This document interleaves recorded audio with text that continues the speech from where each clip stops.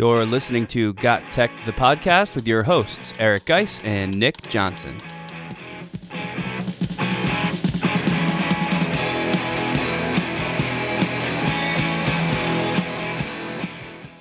Welcome back to GotTechED the Podcast. This is episode 107 called 10 New Eye-Popping EdTech Tools for Teachers. In this episode, we'll review 10 EdTech tools that are super awesome, new to us, and worth getting excited about. We'll also discuss the results of the recent 2022 March EdTech Madness bracket by ClassroomQ co-founder and our friend Kyle Niemis.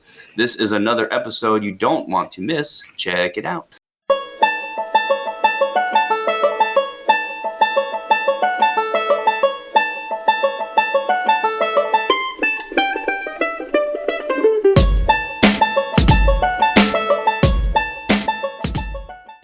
Hey Nick, what is going on? We are back on a Friday. This is the first time we recorded on a Friday in a while, but I'm excited to be here, but I'm also very, very excited for today's episode because there are some really, really awesome EdTech tools that we've discovered that are new to us, and a lot of them are actually new tools. So I'm very excited to discuss some of these and share them out with everybody. Yeah, it's an exciting record all around because, like you said, it's a Friday. We usually don't do that because, you know, the workflow for us a little behind the scenes is we have the episode done the week prior, typically, and it means that weekend, usually Sunday, I do some editing and then we publish it on Monday. So if we're waiting until Friday to record, it means that this is literally our last chance to actually do it, which is always kind of stressful because, you know, if things come up and we don't get the chance to record, we're kind of running on a tight schedule, but we're getting it done. So I'm happy about that. Friday always feels good. And like you said, this episode, between talking about the March Madness bracket, which has 16 of like literally the best, most popular EdTech tools out there. Between that and then these other 10 that we're going to talk about in the main segment, there's just a silly amount of awesome stuff for teachers on this list. So like you said, I am also very, very excited to share these tools. Should we do a quick recap of the bracket to start off? In our prior episode 106, if anyone listened, we all made our picks. And honestly, I'm not sure who came out on top here as far as the most accurate choices. Well, I don't think it's about the accuracy of the choices. I think it's about who wins and who picked the winner. So we actually have a couple more hours left to vote. And before we do that, my final four was Moat, and Moat did not make it past the first round, but they had a valiant effort against Flipgrid. That bracket was absolutely torturous for EdTech tools. Canva actually came out of that bracket between Canva, Book Creator, Flipgrid, and Moat. In the bottom one, I picked Quizzes, which is definitely in the final two. Edpuzzle came out of the Northeast bracket, and Nearpod came out of the Southeast bracket. And in the finals, we have Quizzes versus Nearpod. Now, I'm pretty sure I got two of the four in the finals. Like I got both of them in the finals. So I'm pretty happy about that. And right now, as of right now, Quizzes is pulling ahead at 52 to 48% of the vote. Now, this whole thing has gotten over 25,000 votes. So that's pretty impressive. And we got to commend Kyle on that. But Nick, what was your final four? I'm just trying to go from memory. I had Canva for my final four, which did make it in. So that was correct. I think you had Blukit. Yeah, Blukit. Yep. Canva, Blukit. I can't remember was it Screencast-O-Matic, which was a silly choice. I'm the only one left that actually prefers Screencast-O-Matic, I think. But I'm sticking with it. Obviously, they didn't make it out because Edpuzzle got that one. And then I think down the bottom you had Pear Deck or Nearpod. I can't remember which one, but yeah, you had one of those two. But anyway, I think this was a lot of fun. There's a lot of interaction. There's a lot of people mad, which is awesome. That means they're passionate about a tool. And I could tell you, I was really just disappointed with Moat being knocked out in the first round. I wasn't upset because Flipgrid is an awesome tool. I became the Flipgrid cheerleader for that the West Wing there. And the other one that I was bummed about is WeVideo, but I'm kind of getting over it. There's just so many great tools here, and there's so many great fan bases of these tools, and they're very passionate. So kudos to Kyle for making such an awesome bracket. This is something that is a fan favorite or Twitter favorite year after year. So he did a nice job with that. I think next year he might have to maybe either expand the bracket or get a poll beforehand to see who makes the bracket, because there's a lot of people that have an opinion on it, and it's awesome to see. This podcast is a proud member of the Teach Better Podcast Network. Better today, better tomorrow, and the podcast to get you there. You can find out more at teachbetter.com/podcasts. Now let's get back to the episode. All right, so enough of the bracket. You guys can all go over to Twitter. Go to @Kyle Niemis, @Nick GotTech, or @Guise GotTech, and you can see the results there. We keep posting the updates. It was awesome to work with Kyle, and he did a great job. So let's get into segment 2, which is the bulk of this episode. And this is all about EdTech tools and resources that are awesome, that we found. They're new to us. A lot of them are new to us. I think there's only one that I've ever used before out of the 10, which is pretty amazing. But I have been playing around in 7 of these pretty actively over the last couple of weeks. So, Nick, I think I'm just going to kick this one off, because this first one, you said that you are the only Screencast-O-Matic fan out there. That's not true, because you know that I am. So I'm a little disappointed in that comment, shortchanging them a little bit there. But let me tell you something. They're making moves. They're making moves. And this first tool I'm really excited about. Everyone knows that I love Moat. That's not going to change. But this one is like Moat, but for video. So we all know that Moat is a feedback tool. ScreenPal is Screencast-O-Matic's new tool. And basically, you video where you type. So think of a Google form. Sometimes students don't want to type out their answers. Well, guess what? Now you can have them enter a video. This is 100% free right now. I'm sure this will change, but right now it's free, and they'll probably have some type of freemium after that. But this is amazing. So you go to a Google form. If a student is filling out the Google form, they could click on the answer blank and go up to their extension bar and click on the ScreenPal extension and then record their video. All right. It could be a video of just them, or it could be a video where they have something else with it. But either way, it is super cool. It helps make comments come alive. And this is just fantastic. I will tell you a couple of things. They have some integrations with Google Classroom and LinkedIn, Yahoo, Gmail. They have some integrations with Google Slides as well. So there are tons of different integrations here that I'm looking at. You can upload your video to YouTube. So that's also a added feature. You can share these on social media. I already mentioned Google Classroom. It does have a Google Drive video upload. So I know that's one that people want to see in their screencast maker, but this is a way to basically anywhere where there's a blank or anywhere where you type, you can add a ScreenPal video. So this one is probably one of my favorites of the day that we're sharing here.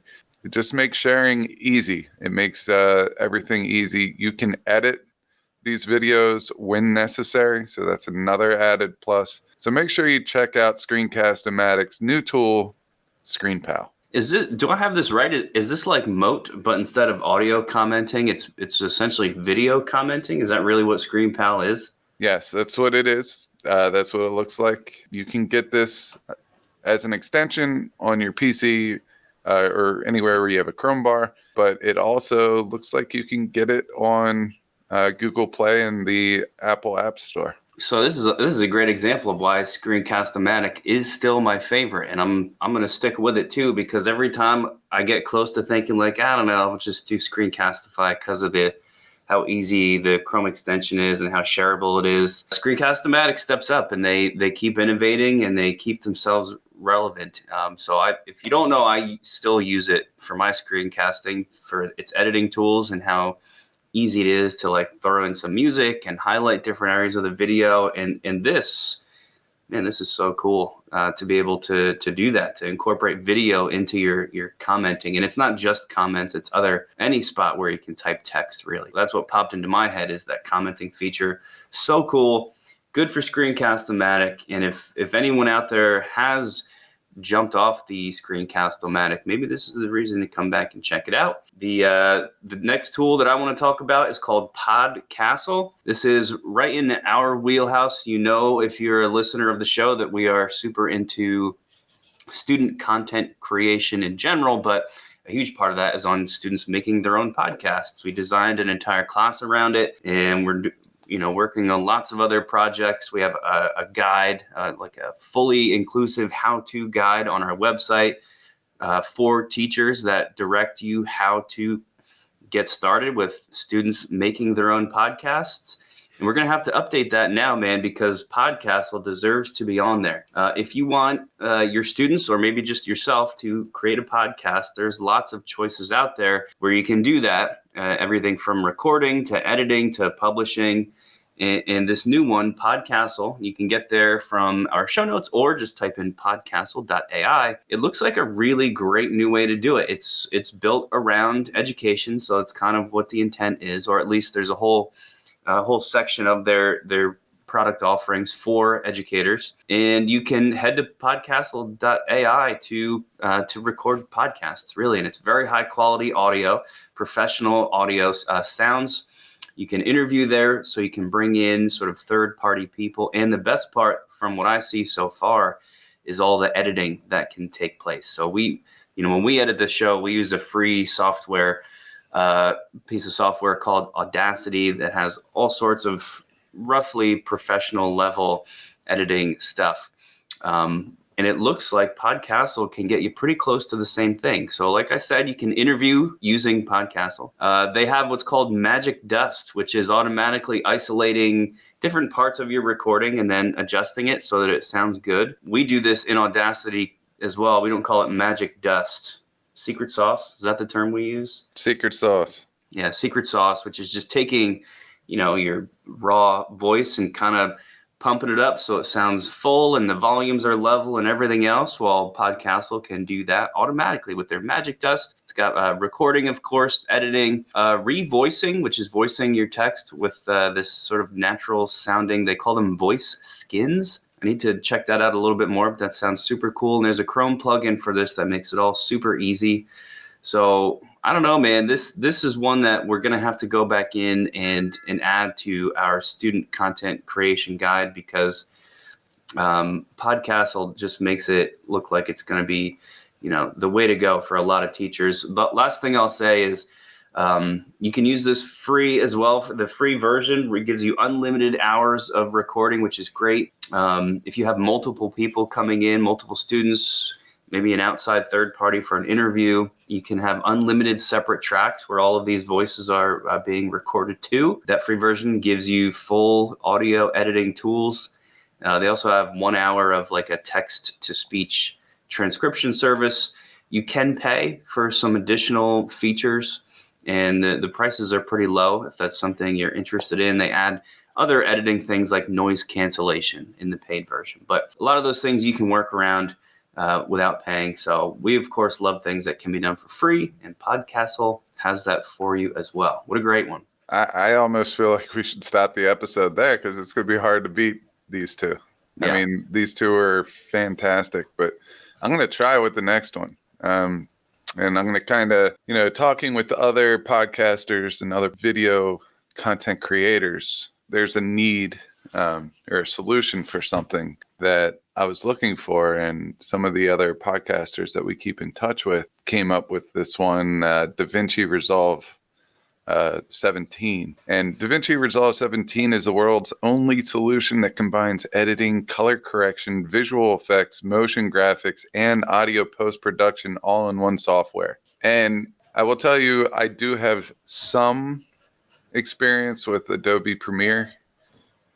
This reminds me a lot of Adobe Premiere. You can see some elements that look like WeVideo.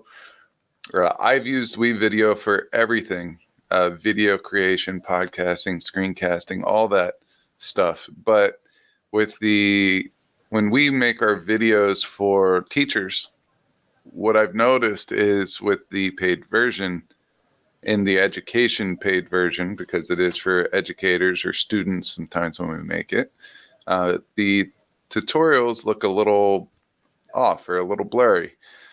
So I never recognized it until I heard someone say it. But apparently in the education version, you can only, even with the paid education version, you only can record or post your videos in 720 instead of 1080 resolution there. So I wanted to try something to get the picture to look a little sharp, because when we both started making our videos, how much of a perfectionist we were.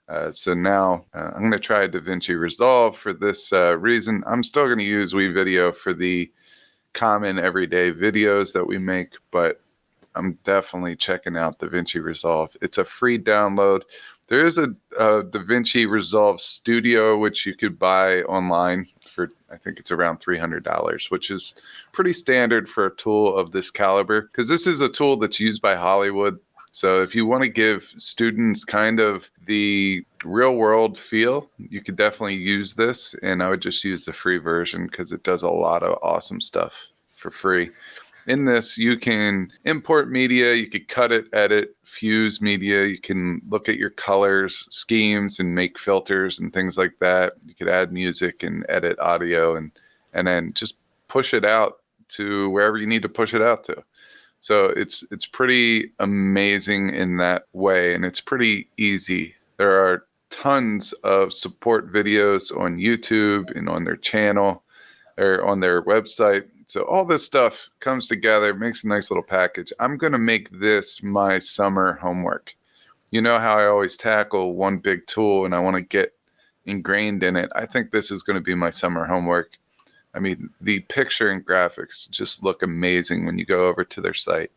I'm super excited about this one. Yeah, I'm excited too. And, I'm a huge WeVideo fan, and what DaVinci Resolve kind of fixes for us is a problem that I didn't even know I was having. I use WeVideo all the time.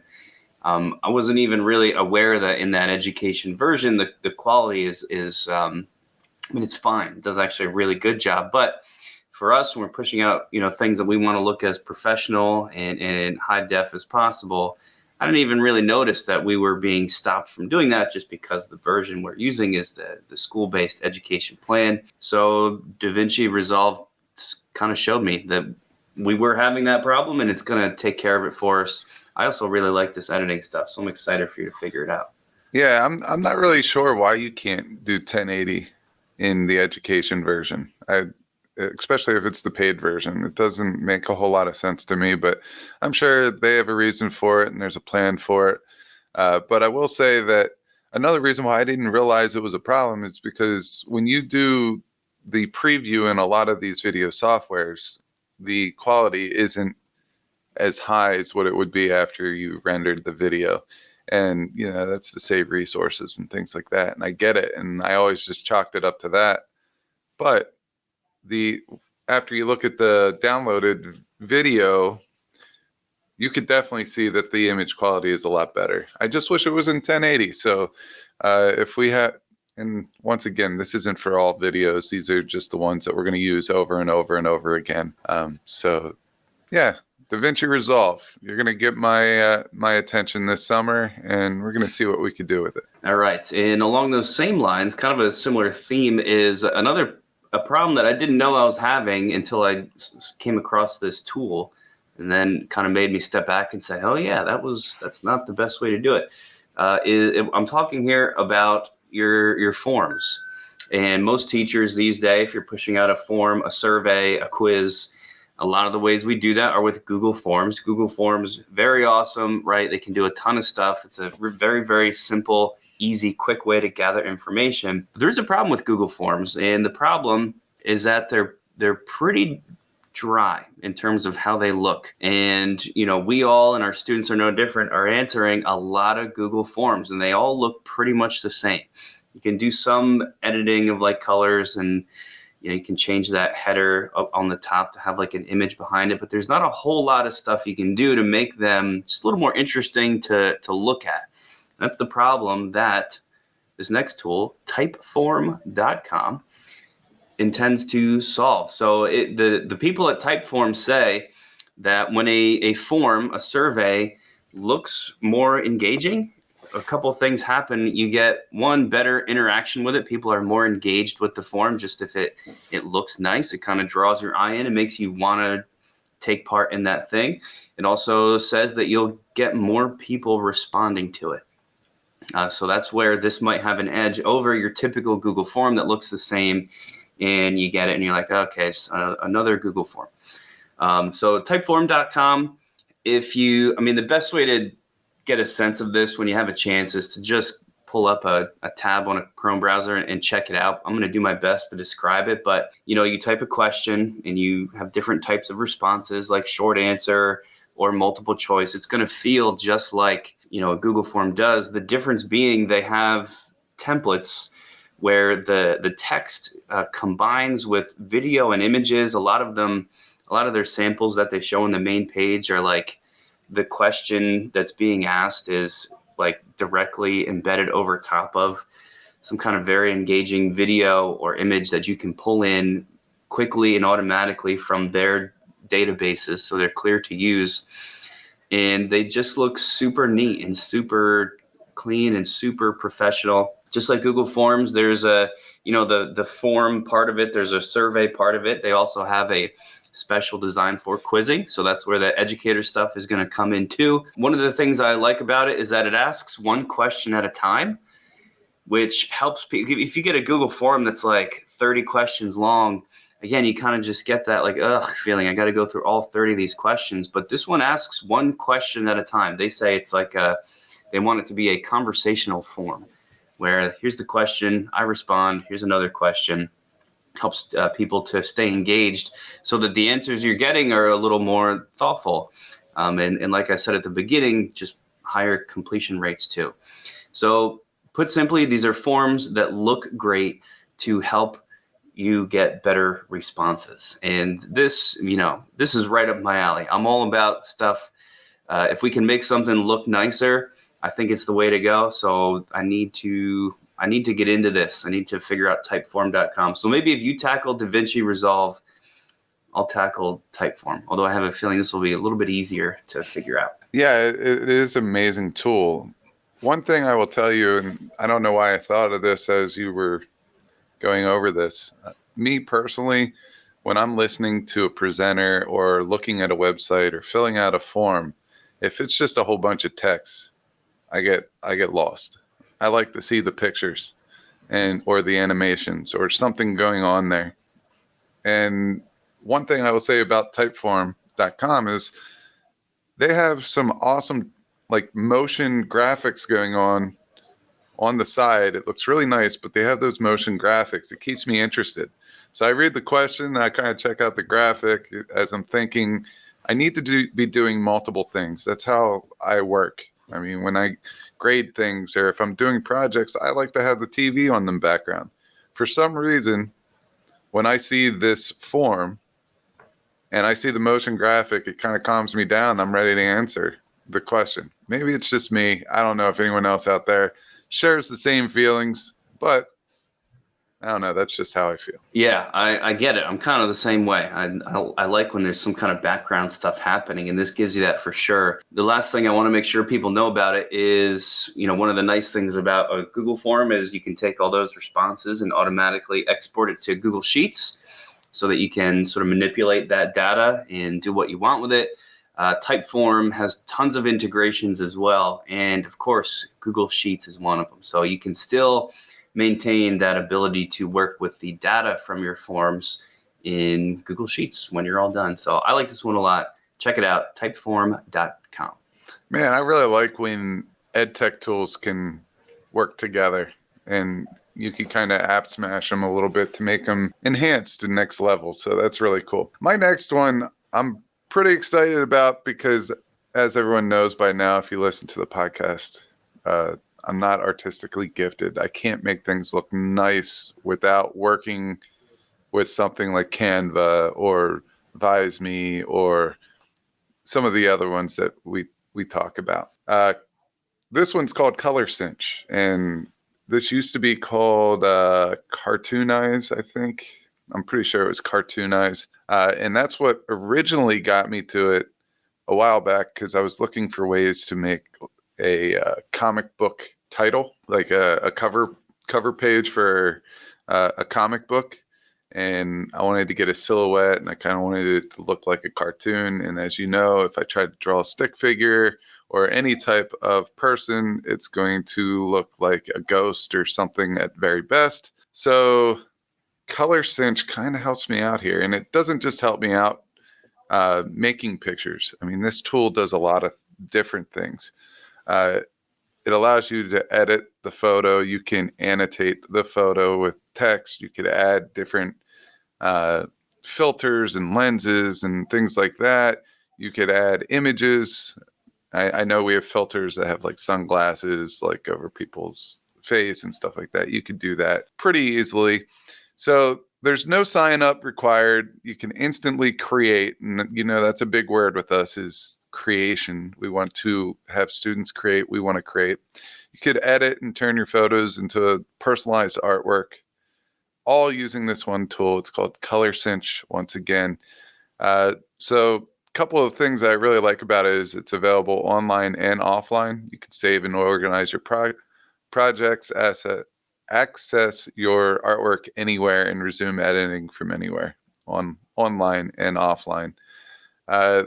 It's the cartoon filters. They're amazing. I just love playing around with them. Me as a cartoon is pretty hilarious because I don't know whether to be scared or just laugh at it. So definitely that's something that you could do there. They have over 2.5 million photos, graphics, and icons that you can add to your photos. And it's very easy to organize the different layers. You can export at 400 DPI, that's print quality right there. And you can fine tune clarity and details within your images. Very, very easy. So really love this tool. I would recommend it. Like I said, there's a free version, and then there's also a very affordable pro version as well. So definitely check out Color Cinch, formerly Cartoonize, in case you knew it as Cartoonize. Yeah, another awesome one. This episode really is getting me excited because literally every single one of these tools that we're talking about, I legitimately feel like, and we always feel this way, but this is a little bit more unusual. I want to check these things out. Like not this summer, like this weekend. I want to check it out. Color Cinch looks super awesome for some of those editing tools. And man, this next one that I'm going to talk about, I don't know if this is a new tool. You'll have to tell me if it's how long this has been around, if you know. But if it's been around, I don't know how we didn't know about it because it's just that awesome. It's called the National Geographic Map Maker. I'm also kind of obsessed with maps. Sometimes I follow a couple accounts on like Instagram that are just literally, showing you different maps of stuff. So the United States, I don't know, whatever different, maybe a population-centered map to show what the population looked like across time of the United States. I don't know why, but I just find that super fascinating. And there's a lot of people that feel the same way because this is a whole thing. It's just looking at different maps. Well, National Geographic Map Maker is like the online interactive version of that times 1,000 for teachers. It's just so cool. When you go there for free without logging in or doing anything, and you can make an account to save maps that you create, but you can just check it out for free. It opens up a map of the world. So the entire world. You can zoom in and focus on any part of that you want. And it's going to ask you to start adding layers. And a layer is just a certain types of data that you want to overlay on top of the map. So I can't read all of these because there's a ton of them, but I'll just go through some of them. They have energy use of 2014, which is a map layer by country. So it color codes different countries based on how much energy they used in 2014. There's one global biomes where a color coded map shows the different types of biomes that exist in various countries around the world. So biology teachers, that's for you. Global human footprint, which shows sort of like a heat map of where humans are having the greatest impact. I've got one up right now that is a historical hurricane tracks. So it shows these different beaded lines in various colors based on the strength of the hurricane and where it went. Shows you some really cool weather patterns, light pollution, major earthquakes, meridians and major parallels, latitude, longitude. So if you're teaching kids about that, we've got precipitation maps. Man, these are just so cool. I'm scrolling as I'm talking about this. Surface air temperature maps, tectonic plates. I'm going to spend all day looking at National Geographic Map Maker. It's that awesome. But okay, so you add in whatever layer you want. There are some drawing tools, so you can take these little waypoint markers and drop them at various places on the map. As you drop a waypoint, you can title it and type in text and put links. So you can imagine those, that text and those links could be things your students investigate at each waypoint. You can draw in lines and add shapes like squares and circles. So if there's a portion of the map you want your students to focus on or collect data on, you can add a square around it, or maybe a bunch of squares, like make a little grid and assign each grid to student groups to investigate certain things within their assigned grid. And there's also a measurement tool. So it's essentially like drop a waypoint here and it creates a line to a second waypoint. It tells you how many miles or kilometers or whatever away those two waypoints are from each other. And when you're all done and you've created everything you want to create on this map, you can export it as a PDF if you like. So you can sort of get your own image of this that is now saved locally to you to use forever, or just share out the web-based version, which is what I would do, because then it's interactive. The kids can zoom in on it and sort of interact with these things that you have created on this map. It's just so cool. And your mind can run wild, I'm sure, just with the different layers that I've talked about so far, with the types of things you could use this for. I believe, and I'm pretty sure, you can also create your own layers to add. So if there's something unique, you can create that type of map totally just for you and your class. My mind went to the amazing race game of historical chemists that I do at the end of the year. I might try and make a map that shows where these historical chemists are from and somehow use this to play the amazing race game that we play. I'm not sure how that's going to go because this is all super new to me, but man, National Geographic Map Maker, that's a big one. You guys are going to want to check this out. Yeah, I love this one. I can't tell you how new or old it is because I found it this morning. When I was looking, we had 6 or 7 tools we wanted to talk about today, but this one is phenomenal. I mean, just as you were speaking, I thought of 20 different uses I could use for this, and I'm gonna share one lesson that I could think of. Right now, I'm on the global human footprint map. So I'm going to drop a couple waypoints in different areas. So green means it has a next to nothing human footprint, and black on here means that it is 80 to 100% human footprint. So the United States fits into about 40 to 60 in some areas and 1 to 10 for human footprint in other areas. But what I would do is just drop some different waypoints into this map and then export it. And then I would throw it into a Google form, or you could even do a type form. Maybe I got to see if you could add it for what I want to use it for. I'm pretty sure you can, but we could do a type form or a Google form, and we could ask them a couple questions. Of the 5 waypoints that are on this map, which one do you think, or which one is showing the greatest global human footprint? And then follow that up with, why do you believe that area has the greatest human footprint? And see if they could pull things out like, well, the population, it's more populated in these areas. There's more factories in these areas. Some of the other things about the emissions of the areas, there's more cars. See if they can pull all that stuff in. And then at the end, you could even throw in that what is the responsibility of these areas to help neutralize emissions or the global human footprint? Do they have a responsibility to the areas that don't produce that much of a global human footprint to try to do what they can to neutralize that a little bit? What are some things that they can do to neutralize that? So these are all things that you can get students to use this map and mash it up with something else. You want it to come to life, you can have them use Moat or Screen Pal to, take it to the next level. So I really love this this whole sequence of ideas right now. I really love the map to get some discussion. I mean, think about it. You bring one of these maps in that pertains to your content area every Friday, and that's your do now.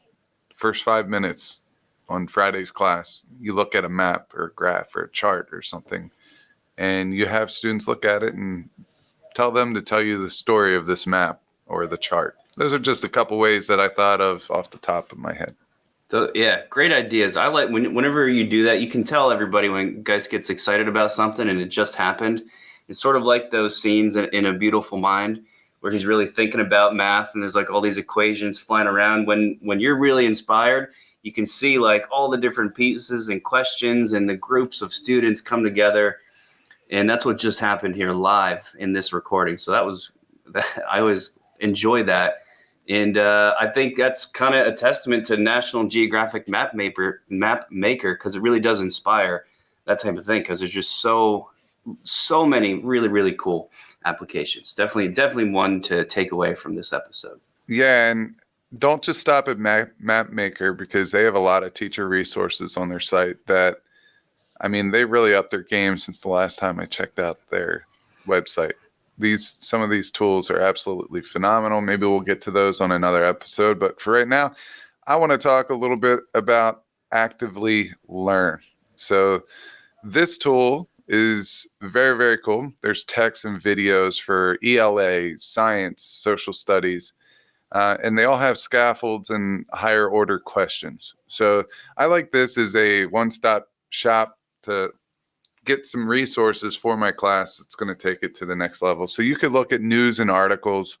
You could look at ELA specifically or social studies or science specifically. And when you go in and you click on it, what it's going to do is it's going to bring up all these high interest articles or popular middle school assignments or some of the main topics that's going on that month, like Women's History Month, Developmental Disabilities Month. So there's a whole bunch of different assignments that you could look at. There's a whole bunch of different texts that you could look at. You could sort it by grade level, assignment type. So right now in the ELA, I see articles or biographies. And then you can also sort it by assignment types as well and standards. You could show the state standards and Lexile level. So all these things are all here. There's different curricula units such as drama, novel, poetry, nonfiction research units. They go from elementary to high school level. There's different genres and subgenres in there. There's books with assignments. There's free books, popular books. I mean, this thing has a whole bunch. You could also search by theme. So I'm very big on themes in books and trying to get time periods that have great themes to them. So you could go over to themes and you could look at animals. You could look at, coming of age, dreams, food, freedom, gender. There's just a whole bunch. Humor. I love humor pieces. So I might go check out some of those. But there's a whole bunch there. You got nature in the world, the natural world, morality, principles, leadership, all this stuff. And then you could also just search by going up to the search bar and typing stuff in. So I see one popular one right now is the Wordle craze. Why do we love puzzles, and are they good for the students? Things like that. There's stuff on, current events. So this is definitely one that I would check out. It's called Actively Learn. There's just so much you could do with it. You could use the resources as a standalone or use some of the curriculum and activities that they already have planned in there. Yeah, I like to tap into Actively Learn almost as like an emergency sub plan spot for me to go. So if I'm going to be out suddenly and I don't have a lot of time to put together something engaging that doesn't feel like busy work for the kids, like just here's a worksheet, I had to Actively Learn and go to their science section and see if I can pull out something cool, because they have lots of great stuff. Yeah, another thing that you could use it for is when you're making your choice boards. This is a great way of getting students the research that they need. It's in an article. You choose 4 articles. Let them choose one of them to review, and then they have to do something with that content knowledge and then present it at the end. So you could have them choose 1 of 4 articles. Maybe you have some guided questions or something like that with it. And then based on the information that they collect, they have to make a screencast, or they have to make a small digital poster, or they have to contribute to a slide deck or something like that. And at the end, every student in your classroom presents their slide. They have 15, 20 seconds to get their main points across. And that's just a nice, fast-paced lesson there that gets a lot done in a short amount of time. Yeah, awesome tool. A lot of great resources. The next one, number 8 on our list, is called GoBoard at goboard.com. Another really, really incredible tool. And I wish over the past couple of years of pandemic teaching, where we're doing hybrid and remote and everything is, via computer. Boy, I wish we knew about GoBoard. I would compare it to, if like an explain everything, whether it's like a digital whiteboard tool or whiteboard.fi, one of the ones that we talked about a lot over pandemic teaching, as a place for multiple people to go and be editing the same whiteboard together.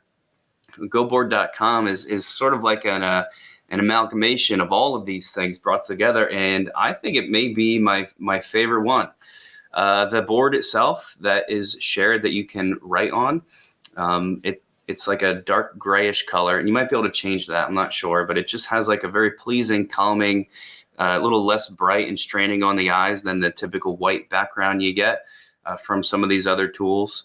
The best part about it that I've seen so far is that it automatically integrates the webcams of anybody that's involved in watching this. So if I'm in there with a student, they're not just watching me write, they're also seeing me talk, which I think makes actually a big difference when it comes to engagement. GoBoard.com, they actually compare themselves not to these other whiteboard tools. They compare themselves to online meeting tools like Zoom or Teams or Google Meet. And that's how they try and justify how awesome they are. So here's some of their main features, right? There's audio and video. There's a screen sharing tool. There's a chat box where people can type in questions. Group sessions, which you can think about as like breakout rooms. You can do that as well. Uploading documents to your board. So if you've got a worksheet, you can add that worksheet. All of those features you're going to get in Zoom, Skype, Google Meet, Teams, whatever you're using.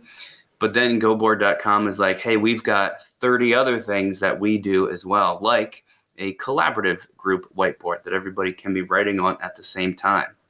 STEM teachers, this is what really got me going. They have tools like equation editors, so you can type out those equations and have them actually look good and do superscripts and subscripts with ease. There's a calculator.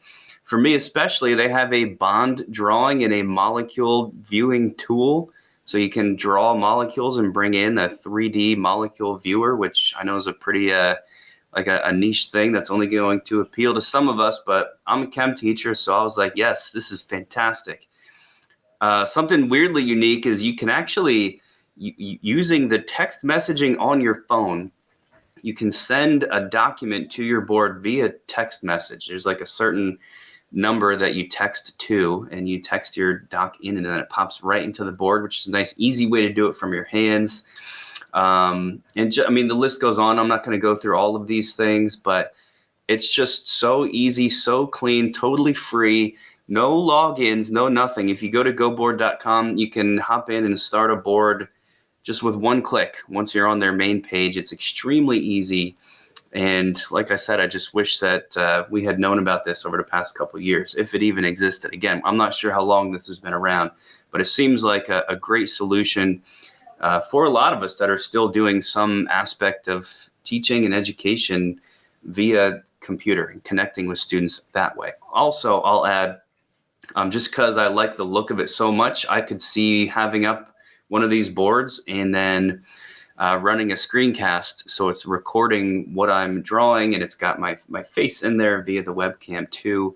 And I think that's another neat way to use this. So you took that one from me, because that's exactly where I was going to go with the using Screencast-O-Matic, or Screencastify or WeVideo or whatever video platform you're using, Loom, to make a video. I think that's awesome. So since we kind of covered that one and we agreed on that, I'm just going to go into my next one, which is it's another one that solved a problem. All right, so a lot of teachers, especially since we got done with the pandemic, where we had all our faculty meetings virtually, we wanted to sprucing it up a little bit. We were hosting a meeting. It was an outside of school meeting, but it was with 10 to 12 EdTech coaches. And we wanted a new way of kind of doing it. And you know that I'm pretty big into the metaverse and all that stuff. It just interests me. I don't really understand it, but it's super interest. Like I have a lot of interest in the metaverse, and this is kind of like taking the virtual reality and bringing it to life. But I could see it being used for meetings, or if you just wanted to try it with your students, you could probably do it there. This website is called Gather, and the website is gather.town, and you would go there. And what I want you to do is picture kind of like if you had a 2-story house and you cut off the first story, it's like that view down. It's like a bird's eye view of it could be a big house, it could be a school, it could be a spaceship. There are different ways to customize the locations, but let's say that there's, a kitchen spot, and there's a lounge spot, and there's a book study spot, and entertainment spot. Well, your layout's there, and as you share the link for other people to join, they would use their microphone and their webcam, and they would pick an avatar that's kind of theirs, and this avatar with their name would walk around the different rooms. And as this avatar approaches other people, their webcam and their microphone appears, and they can actually have a conversation and meet up. So it's making virtual interactions more human, and it's a fluid video chat. What I really like about this is it's not just a chat. You have the access to whiteboards, shared documents, you can play games in there, and you could easily do videos and live streams. Now, the free version, you only have access to certain tools like whiteboards and the actual space itself. But as you start using this, and it's pretty cheap, it's $2 a user for 2 hours, I believe. So if you're running a 2-hour meeting with supervisors or something like that, and you just want a different way of doing something that's pretty cool. I think if you have 40 supervisors and you're having a 2-hour meeting, I don't feel like $80 is a big ask, especially since we spend a lot more money to rent out a place if we need to do something like that. So this is really, really cool. I could see people, like I said, playing games. They're playing like Pictionary or something, and everyone's trying to guess the pictures. Mine would look absolutely disastrous, so I would struggle with that. You could customize your space if you want to go on a rooftop, host a party on a rooftop, or you could build your own space in just a few clicks. So that's also something cool. I mean, if you ever watched Harry Potter, and I just got into Harry Potter because my kids got into Harry Potter, and that map, I forget which one it's in, but there's a map that just shows footprints and the names of people that are walking around the courtyard. If you look at it, some of them look exactly like that. So it's really neat, and the interactivity is different. I bet this would connect with kids that play video games, because there's one in here that looks like Super Mario Brothers almost. So I would definitely check this one out. I think it has potential. I think it has great potential, and it also gives people another creative way of meeting with one another. Yeah, this is like an entire new world for education, and it's we've got an upcoming blog coming out called "How Will the Metaverse Change Education?" And this is a good way to introduce yourself to that, designing a virtual workspace, and it's sort of a neat thing to play around with. I am highly intrigued because there's so much to think about and how much this can change. So that's really, really cool. And our final one here is unique in that it's what we are recording on right now. It's a service called Melon. And I'm actually going to kick this one over to you to talk about, because you're the one that found this and has been doing most of the background work on it. Yeah, so Melon is pretty fantastic. If you're familiar with StreamYard, really if you're familiar with Zoom, StreamYard, things like that, it kind of does the same thing, but I think it's taking it to the next level. I mean, Zoom is on its own level. It's a little different than some of these streaming tools. StreamYard was awesome when we used it. It's so easy to use. Melon is super easy to use, but I just like the design a little bit better. It looks a little bit more fresh. You have a little bit more customized. You could customize things a little bit more in here. They're adding stuff constantly. Like they just added, and be glad that I didn't use this the whole time, like different sound effects. I'll play one. All right, so I really like these sound effects and things like that.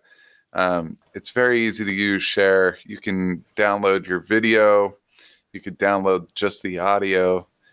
You can move different things around, like I can move around our order on the screen as we record. So there's a lot of things that I really like about it. It's super easy to use. But we're going to put a link. It's a referral link in the show notes, so we'll throw that out there. But if you wanted to try it out, I think it gets you 20% off the first month or something like that. But we're not putting it in here as a money maker by any shape of the means. I know we did an episode where we talked about StreamYard. I'm really excited about this one because I think it's raising the bar of live streaming. You could live stream, or you could just record a video like we are right now. And guess what? It's in 1080, bringing this episode full circle. So that's Melon. Absolutely awesome. Fantastic. Take a look at it. New tool. And I think it's going to take streaming to the next level.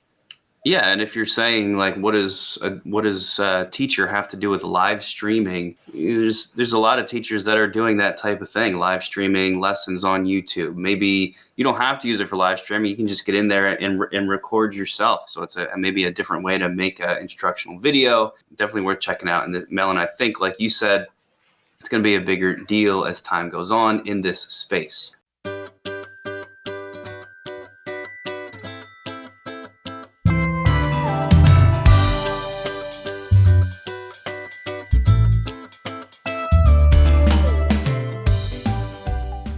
I also believe that wraps up this episode. So as usual, to close things out, we're going to ask everyone to do us some favors. If you don't mind, you can head to Apple Podcasts and subscribe there. Spotify, subscribe there. If you listen on any of the other popular podcasting platforms like Google, Stitcher, you can subscribe there too. Also on YouTube, that would help us out a lot. If you watch any of our video content, you can follow us on Twitter. I'm at Nick Got Teched. Eric is at Guise Got Teched, or the show at We Got Teched, or why not all three? We have a Facebook page where we post when new episodes come out. If you're a huge fan, the best thing you can do is write us a review on Apple Podcasts, because that's the main place. And please tell your friends. Podcasting for teachers is a whole new world. Not new, it's been around for a while now, but it's a whole world, and a lot of people don't know about it and don't use it. So tell everybody about it, please. Also, if you're going to do that, tell people about the Teach Better Podcast Network, which we are now very excitedly a part of, and you can find us there, along with tons of other of the best educational podcasts around. So thanks for listening. Thanks for listening to GotTech the Podcast. Remember to subscribe to our show and follow us at WeGotTech on Twitter so you can stay up to date with the latest episode releases, blog posts, product reviews, and PD announcements. You can also follow Guise and I individually at GeiseGotTech and at NickGotTech on Twitter or on Instagram at NickGotTech. Finally, remember to check out our website, GotTechED.com, where we post all our episodes, articles, and resources available to you for free. Until next time.